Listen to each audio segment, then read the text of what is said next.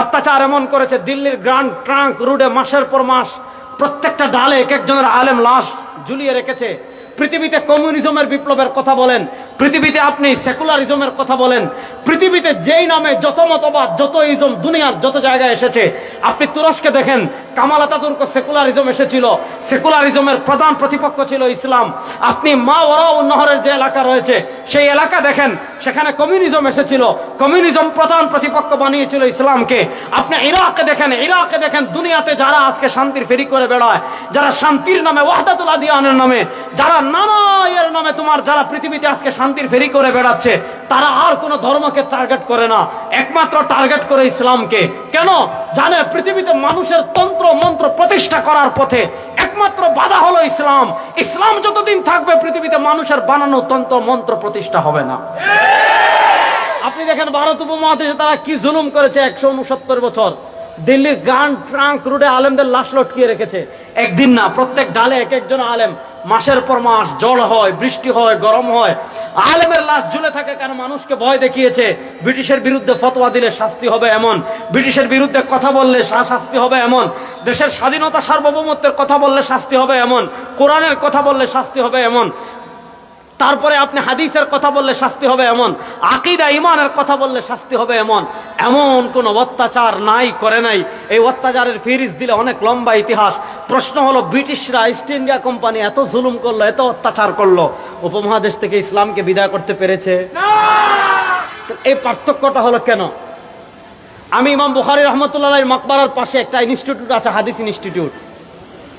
ওখানে যখন তারা আমার পরিচয় জেনেছে, আমাকে নিয়ে গিয়েছে, তো ইমাম বুখারী রাহিমাহুল্লাহর কবরের পাশে দাঁড়িয়ে আমি কথা বলে এসেছি তাদেরকে, শুনো, তোমরা ইমাম বুখারীকে নিয়ে ঘুমিয়ে আছো, আল্লাহ নবীর সাহাবী ইবনে আব্বাসকে নিয়ে ঘুমিয়ে আছো, ইমাম আহলুস সুন্নাহ, যার কারণে আজকে আমাদের নাম আহলুস সুন্নাহ ওয়াল, লজ্জা লাগতেছে এটা কইতে না, আহলুস সুন্নাহ ওয়াল জামাআহ বাদ দিয়ে ইসলাম পালন করা সম্ভব? এই জামাত মানে জামাতে ইসলাম না, এই জামাত মানে হেফাজতে ইসলাম না, এই জামাত মানে জামাতে সাহাবা। বলেন এই জামাত মানে কি? জামাতে আহলুস সুন্নাহ ওয়াল জামাতের ইমাম হলেন, যেমন আমাদের ফিকহের ক্ষেত্রে মাযহাব 4টা, হানাফি, মালিকি, হাম্বলি, শাফি। আহলুস সুন্নাহ ওয়াল জামাতের আকীদার ক্ষেত্রে মাযহাব হলো 3টা। আমার সাথে বলবেন, 1 নম্বর আশআরি, বলেন 1 নম্বর, বলেন 2 নম্বর মাতুরিদি, 2 নম্বর, 3 নম্বর আথারি, বলেন 3 নম্বর। এটা তালিবুল ইলমরা শিখবেন। আশআরি আকীদার ইমাম ইমাম আবুল হাসান আশআরি, যিনি বাগদাদ কেন্দ্রিক ছিলেন। মাতুরিদি, আমরা হলাম মাতুরিদি, আশআরি মাতুরিদি। ইমাম আবু মনসুর মাতুরিদি রাহিমাহুল্লাহ, যিনি সমরকন্দে আছেন, আমি তার কবর জিয়ারত করে এসেছি। উনি ইমাম আহলুস সুন্নাহ, তিনি কিতাবুত তাওহীদ লিখেছেন, তিনি আকীদার কিতাব কিতাবুত তাওহীদ লিখেছেন, তিনি তাফসীরের কিতাব লিখেছেন তাওয়িলাত আহলিস সুন্নাহ ওয়াল জামাআহ। ইমাম আবু মনসুর ইমাম আবুল হাসান আশআরি রাহিমাহুল্লাহ, তিনিও আকীদার কিতাব লিখেছেন, সেদিকে আমি যাচ্ছি না। তো যেখানে আহলুস সুন্নাহ ওয়াল জামাতের ইমাম ইমাম আবু মনসুর মাতুরিদি রাহিমাহুল্লাহ ঘুমিয়ে আছেন, সেখানে এই অবস্থা কেন হলো? আমি তাদেরকে একটা কথা বলে এসেছি, শুনো, তোমরা মাত্র 79 বছরের বিপ্লবে এই অবস্থা হয়েছে, আর আমরা 175 বছরের জোরজাপটা সহ্য করে ইসলামকে নিয়ে কেন টিকে আছি? 175 বছরের জোরজাপটা, ব্রিটিশের জোরজাপটা সহ্য করে কেন আমরা এখনো টিকে আছি ইসলাম নিয়ে স্বমহিমায়? বাংলাদেশে ইসলাম নিয়ে কেউ কথা বললে হিসাব করা লাগে কি লাগে না? বড় আস্তে বললেন। বাংলাদেশে মাদ্রাসা মসজিদের বিরোধিতা করার আগে হিসাব করা লাগে কি লাগে না? বাংলাদেশে আল্লাহ এবং নবীকে নিয়ে কেউ গালিগালাজ করার আগে হিসাব করে। আগে ইন্ডিয়ার ভিসা ওকে করে, আগে জার্মান লন্ডনের ভিসা ওকে করে, নচেত বাংলাদেশে যারা কোরআনের বিরোধিতা করবে বাংলাদেশের মানুষ গাছে লটকাই দিবে ব্রিটিশদের মতো। কথা ভালো করে বুঝবেন। আমি তাদেরকে বলেছি, শুনো, আমাদের পরিস্থিতি কেন এমন হয় নাই? কারণ ভারত উপমহাদেশে একজন শাহ ওলিউল্লাহ মুহাদ্দিসে দেহলভী ছিলেন, ভারত উপমহাদেশে একজন শাহ আব্দুল আজিজ মুহাদ্দিসে দেহলভী ছিলেন, ভারত উপমহাদেশে একজন সৈয়দ আহমদ শহীদ বেরলভী রাহিমাহুল্লাহ ছিলেন, ভারত উপমহাদেশে একজন সৈয়দুত তায়েফ হাজী ইমদাদুল্লাহ মুহাজির মক্কা রাহিমাহুল্লাহ ছিলেন, ভারত উপমহাদেশে একজন ফকিহুন নফস রশিদ আহমদ গাঙ্গুহি রাহিমাহুল্লাহ ছিলেন, ভারত উপমহাদেশে একজন হুজ্জাতুল ইসলাম ইমামুল উলুম ওয়াল খায়রাত কাসিমুল উলুম ওয়াল খায়রাত কাসিম নানতবী ছিলেন, ভারত উপমহাদেশে একজন শেখুল মাহমুদ হাসান দেওবন্দি ছিলেন, ভারত উপমহাদেশে একজন শেখুল আরবি ওয়াল আজম সৈয়দ হুসাইন আহমদ মাদানী ছিলেন।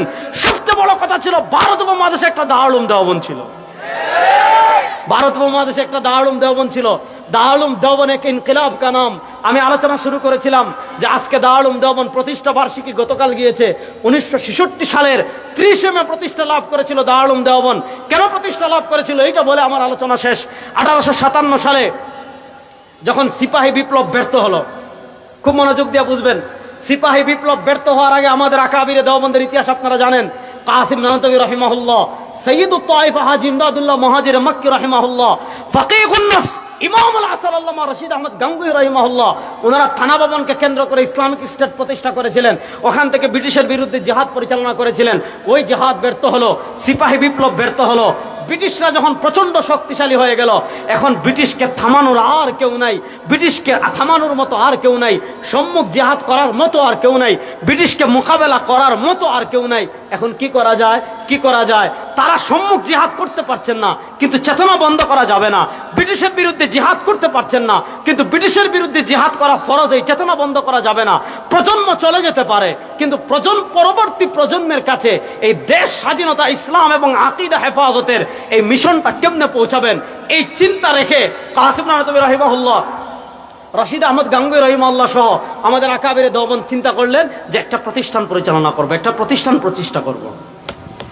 সুবহানাল্লাহ পড়েন না? কথা বুঝতেছেন তো? কাসিম নানতবী রাহিমাহুল্লাহ মাদ্রাসা প্রতিষ্ঠার চিন্তা মাথায় রেখে ঘুমিয়েছেন। সরওয়ারে দু আলম সাল্লাল্লাহু আলাইহি ওয়াসাল্লামের দিদার স্বপ্নে নসিব হয়ে গিয়েছে। দুনিয়াতে একটা স্বপ্ন 100% সত্য। ইমাম তিরমিজি রাহিমাহুল্লাহ কিতাবুর রুয়াতে হাদিস এনেছেন। সরওয়ারে দু আলম সাল্লাল্লাহু আলাইহি ওয়াসাল্লাম বলেন, মান রাআনি ফিল মানামি ফাকাদ রাআনি ফাইন্না শাইতানা লা ইয়াতামাসসালু বি। কোন উম্মাহ যদি নবী করিম সাল্লাল্লাহু আলাইহি ওয়াসাল্লামকে স্বপ্ন দেখে, ফাকাদ রাআনি, তাহলে নবী করিম সাল্লাল্লাহু আলাইহি ওয়াসাল্লামকে স্বপ্ন দেখেছে। ফাইন্না শাইতানা লা ইয়াতামাসসালু বি, শয়তান কখনো নবী করিম সাল্লাল্লাহু আলাইহি ওয়াসাল্লামের আকৃতি ধারণ করতে পারে না। কাসিম নানতবী রাহিমাহুল্লাহকে চিন্তিত দেখলেন নবী করিম সাল্লাল্লাহু আলাইহি ওয়াসাল্লাম, জিজ্ঞেস করলেন, ও কাসিম, তুমি চিন্তিত কেন? এজন্য দেখবেন তারানায়ে দারুল উলুম দেওবন্দে সুন্দর করে আছে। আমাদের কুয়াকাটা হুজুর বললে অনেক সুন্দর করে বলতে পারবেন, আমি তো পারি না। খুদ সাকিয়ে কাউসার নে রাখি मैं खाने की बुनियाद यहाँ, खुद साकिए कौसर ने रखी मैं खाने की बुनियाद यहाँ। কাসিম নানতবী রাহিমাহুল্লাহ স্বপ্নে নবী করিম সাল্লাল্লাহু আলাইহি ওয়াসাল্লামকে বলেন, ইয়া রাসূলুল্লাহ, এরকম আমাদের চেতনা পরবর্তী প্রজন্মের কাছে পৌঁছানোর জন্য একটা মাদ্রাসা প্রতিষ্ঠা করার চিন্তা করতেছি। আল্লাহ নবী সাল্লাল্লাহু আলাইহি ওয়াসাল্লাম সাহারানপুরের দেওবন্দের ডালিম গাছের নিচে স্বপ্নে কাসিম নানতবীকে ডাক দিয়ে বলছেন, ও কাসিম নানতবী, এই যে আমি লাঠি মুবারক খুদ সাকিয়ে কাউসার নে রাখি। কাসিম নানতবী রাহিমাহুল্লাহ লাঠি দিয়ে দাগ দিয়ে বলেন, ও কাসিম, এই যে আমি দাগ দিলাম, এই দাগের এখানে তুমি মাদ্রাসা করো। কাসিম নানতবী রাহিমাহুল্লাহ সুবহ সাদিকের আগে তাহাজ্জুদের সময় ঘুম ভেঙে গিয়েছে। কাসিম নানতবী রাহিমাহুল্লাহ দৌড় দিয়ে দেওবন্দের সাত্তা মসজিদে যান, যে জায়গায় ডালিম গাছ আছে দিয়ে যান, গিয়ে দেখেন নবী করিম সাল্লাল্লাহু আলাইহি ওয়াসাল্লাম যে দাগটা দিয়েছেন, দাগটা একদম জকজক করতেছে। এই দাগের মধ্যে পৃথিবী বিখ্যাত ইসলামিক প্রতিষ্ঠান দারুল উলুম দেওবন্দ, হযরত শেখুল ইসলাম জাস্টিস তাকি উসমানী, আমি তার সবগুলো সফরনামা পড়েছি, জাহানে দিদা পড়েছি, দুনিয়া মেরে আগে পড়েছি, সফর দের সফর পড়েছি, খুতুবাতে দাওরা হিন্দ পড়েছি। হযরত শেখুল ইসলাম তাকি উসমানী বলেছেন, আমাদের আকাবিরদের মুখ থেকে আগে শুনতাম যে আকাবিরে দেওবন্দের অবদান সারা দুনিয়ায় ছড়িয়ে আছে। শেখুল ইসলাম বলেন, আমি দুনিয়ার যে রাষ্ট্রে একজন মুসলমান আছে ওই রাষ্ট্রেও আমি তাকি উসমানী গিয়েছি। তাকি উসমানী বলেন, দুনিয়ার যত জায়গায় বলেন, আফ্রিকায় বলেন, আমেরিকায় বলেন, লন্ডন বলেন, ইংল্যান্ড বলেন, আরবে বলেন, আজমে বলেন, শেখুল আরবি ওয়াল আজম শেখুল ইসলাম হুসাইন আহমদ মাদানী রাহিমাহুল্লাহ বলেছেন, দুনিয়ার একদম যে জায়গায় সূর্য ওঠে ওই জায়গায় আমি গিয়েছি, একদম উগান্ডা আফ্রিকার যে রাষ্ট্রে কেউ যায় না ওখানে গিয়েছি। শেখুল ইসলাম তাকি উসমানী বলেন, যেখানে আমি গিয়ে দেখেছি দ্বীনের মেহনত, সাচ্চা খাঁটি মেহনত কেউ করতেছে, তাকি উসমানী বলেন, আমি তাহকিক করে দেখি সে কোনো না কোনো ভাবে দেওবন্দের সাথে জড়িত, কোনো না কোনো ভাবে। সেই দারুল উলুম দেওবন্দ শুরু হয়েছে এক উস্তাদ এক ছাত্র। কাসিম নানতবী রাহিমাহুল্লাহ স্বপ্ন দেখেছেন নবী করিম সাল্লাল্লাহু আলাইহি ওয়াসাল্লাম এই জায়গাটা এখনো আছে ওখানে। কাসিম নানতবী রাহিমাহুল্লাহ স্বপ্নে যে জায়গা দেখেছেন ওই জায়গার ভিতর মাত্র এক উস্তাদ মোল্লা মাহমুদ, এক ছাত্র মাহমুদ হাসান, এই দুই মাহমুদ দিয়ে দারুল উলুম দেওবন্দের পথ চলা শুরু হয়েছিল। আজকে 1866 সালে যে প্রতিষ্ঠান, আজকে আমরা 2024 সালে এসে সারা দুনিয়ায়, আপনি আফ্রিকায় যান দারুল হাদিস পর্যন্ত মাদ্রাসা আছে, নিউ ইয়র্কে যান দাওরা হাদিস পর্যন্ত মাদ্রাসা আছে, লন্ডনে যান দাওরা হাদিস পর্যন্ত মাদ্রাসা আছে। আকাবিরে দেওবন্দ দেখেন, আমি পর্যালোচনায় যাব না, সময় কম। আমাদের সম্মানিত মেহমান যার বয়ান শোনার জন্য সারা বাংলাদেশের তাওহীদি জনতা অপেক্ষা করে, আল্লাহ আমাদের শায়েখকে সুস্থতার সাথে দীর্ঘ নেক হায়াত দান করুক, আল্লাহ কর্মমুখর দীর্ঘ নেক হায়াত দান করুক। অবশ্য উনি আমাকে এতটা আদর করেন, স্নেহ করেন, এখন তো আপনারা আমাকে চিনেন যে রেজাউল করিম আবরার নানা কারণে চিনে ফেলছেন। যখন আমাকে কেউ চিনতো না তখন থেকে তিনি আমাকে আদর করেন, স্নেহ করেন, মশওয়ারা করেন, ভালোবাসেন। যখন আমাদের দেশে তো সাধারণত আমাদের বাঙালি মানুষের স্বভাব হলো বড় হলে ছোটদেরকে পাত্তা দেয় না মানুষ। যখন আমাকে কেউ চিনে না 2016-17 সালের দিকে, তখন তিনি আমাকে ডাকতেন, বিভিন্ন মাসালা নিয়ে মুজাকারা করতাম, বলতেন এইভাবে করো, এইভাবে করো, এইভাবে করো, এইভাবে করো। তো আমাকে যে কয়েকজন মানুষ টেনে, আমি তো আসলে ওয়াজের মানুষ না, যে কয়েকজন মানুষ টেনে আমাকে ওয়াজে নিয়ে আসছেন, বক্তা বানাই দিয়েছেন, তার ভিতরে অন্যতম হলেন মৌলানা হাফিজুর রহমান সিদ্দিকী কুয়াকাটা। তো আমি আসলে ওনার সামনে বেয়াদবি আর করবো না, শুধু এতটুকু বলি, দারুল উলুম দেওবন্দ আপনাদেরকে এমন একটা জিনিস দিয়েছে, আপনি আজকে বলতে পারেন যে এর আর কুয়াকাটা হুজুরা কি করে, খালি ওয়াজ করে আর মাদ্রাসা করে। উনারা জাতির জন্য শুনেন মিয়া, পাইলামের কথা বলার সুযোগ পান না। এই যে আপনার মাথায় টুপি, এই যে আপনার মুখে দাড়ি, এই যে আপনি কোরআন পড়েন, এই যে আপনি হাদিস পড়েন, ব্রিটিশের বিরুদ্ধে জিহাদ করে কারা তোমার কাছে কোরআন পৌঁছিয়েছে? ব্রিটিশের বিরুদ্ধে জিহাদ করে কারা তোমার কাছে দিন পৌঁছিয়েছে? ব্রিটিশের সাথে জিহাদ করে কারা তোমার কাছে ইসলাম পৌঁছাইছে? আর শোনো, ব্রিটিশের বিরুদ্ধে জিহাদ করেছেন আমাদের বাবারা, আমাদের দাদারা। ইসলামকে হেফাজত করেছেন আমাদের বাবারা, দাদারা। আর কিছু পারেন আর না পারেন, অন্তত ইসলামটাকে আপনাকে দিয়েছেন। আপনার দেশ স্পেন কেন হয় নাই? আপনার দেশ বুখারা সমরকন্দ কেন হয় নাই? আপনার দেশ তুরস্ক কেন হয় নাই? কারণ এই উপমহাদেশে একটা দারুল উলুম দেওবন্দ ছিল। এই দারুল উলুম দেওবন্দের অধীনে সারা দুনিয়াতে অসংখ্য গণিত মাদ্রাসা হয়েছে, আমাদের দেশেও অসংখ্য গণিত মাদ্রাসা হয়েছে। এজন্য দুনিয়ার যত বাতিল ফিরকা আছে, দুনিয়ার যত আদিয়ানে বাতিলা আছে, দুনিয়ার যত কুফফার, ইরতিদাদ, তাগুত শক্তি আছে, তারা সবচেয়ে বেশি টার্গেট করে কবি মাদ্রাসাকে শিকড় বিচ্ছিন্ন করা। কারণ বাংলাদেশে যদি কবি মাদ্রাসা না থাকে, কাজী ইব্রাহিম সাহেব উনি একটা সুন্দর কথা বলেছে, জেল থেকে বের হয়, যে বাংলাদেশে যদি কবি মাদ্রাসা না থাকে 20 বছর পরে আপনি বাংলাদেশে আর ইসলাম খুঁজে পাবেন না। সুতরাং এ সকল মাদ্রাসা থাকুক, এটা আমরা চাই কি চাই না? কারা কারা চাই? সুতরাং এ সকল মাদ্রাসার পাশে থাকবো তো ইনশাআল্লাহ। আর শেষ কথা, আপনাদের বাচ্চাদেরকে আমার মতো আলিম বানান, এটা আমি বলি না।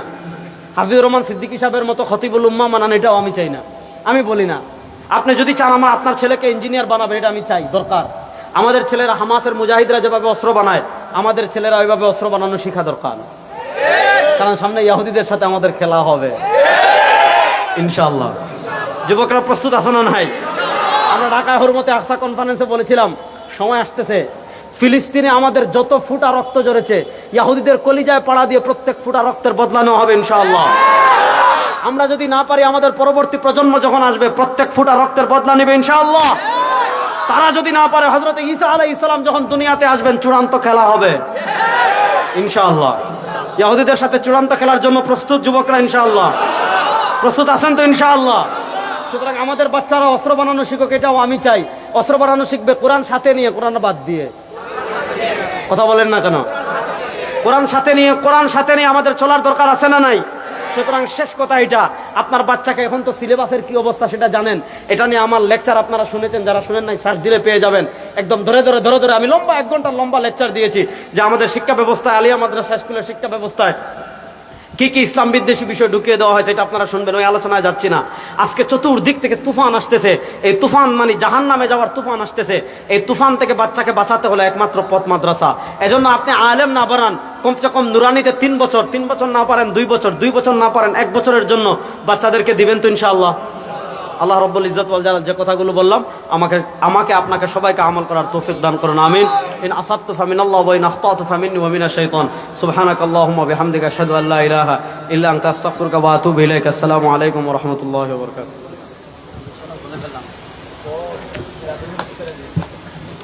আলহামদুলিল্লাহ, সবাই বলেন আলহামদুলিল্লাহ।